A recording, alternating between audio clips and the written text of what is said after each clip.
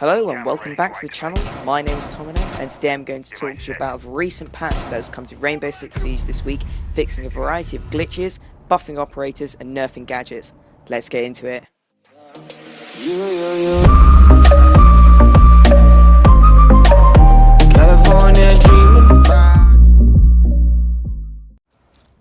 Hello and welcome back to the channel. First on our list, we're going to look at Glaz's scope and the improvements that have come about. Glaz's scope in the recent update has had the noise within the teal tinted on the lens reduced, making it easier to spot enemies.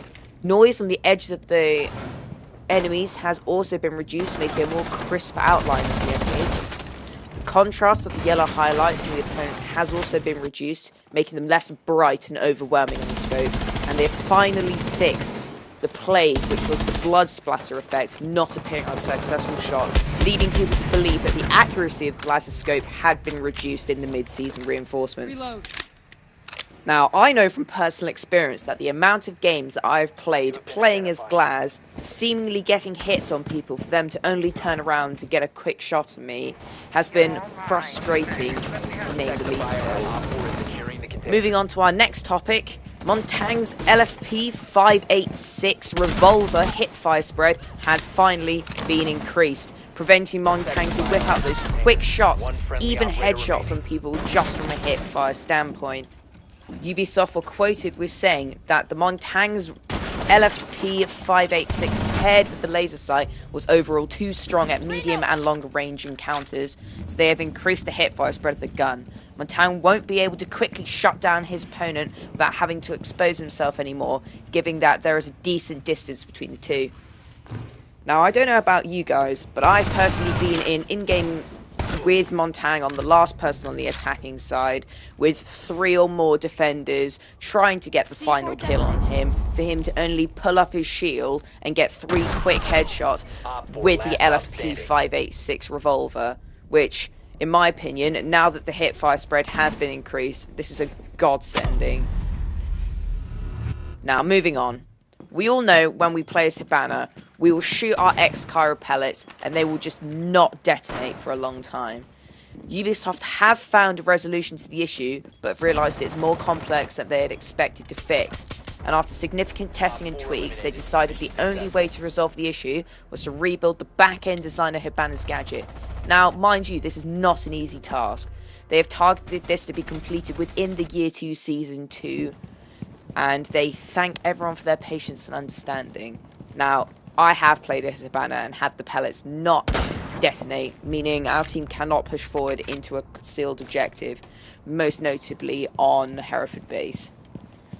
Moving on to our 4th and final operator buff, which goes to Echo's Yokai drone, which has seen a update allowing the disorientating effect to take action even if you do not hit the head of the attacker, as Ubisoft felt it was too difficult for defenders to use the drone to hit attackers' heads, causing the disorientating effect.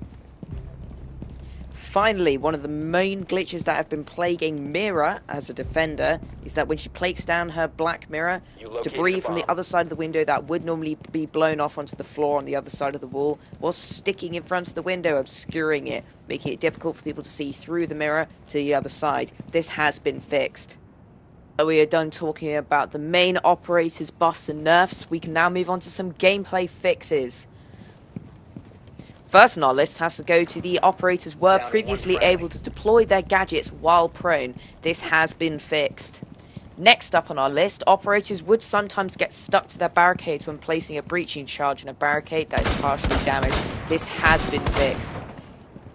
Now, a good one that has finally been fixed is that reloading did not always properly reload the weapon, even if the animation played, preventing players from sometimes getting a kill that just required that amount of ammo. This has been fixed. Next up, a good one which has been fixed is that barricades and reinforced walls were not always properly displaying for all players. This has been fixed, preventing people from seemingly hacking through barricades, seeing where players are and marking them to get wall bangs. This has been fixed.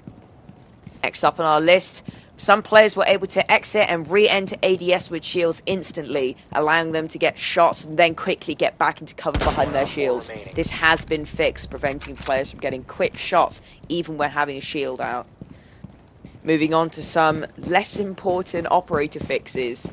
Up on our list is Fuse. Fuse's gloves will now match his uniforms. This was noticed by some members of the community, but has been fixed nonetheless.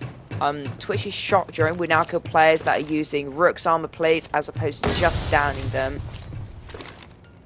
X-Cairo pellets disappear if they are shot while a player is leading around cover has been fixed, preventing players from trolling other people on their team. Echo's Yokai drone can now be thrown directly onto the ceiling, and it will stick to it nonetheless. Right, that's all from me today.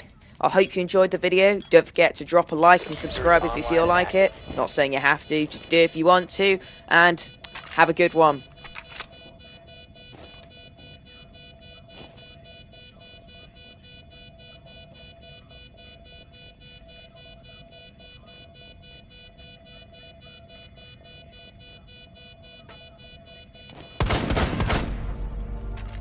Op 4 neutralized.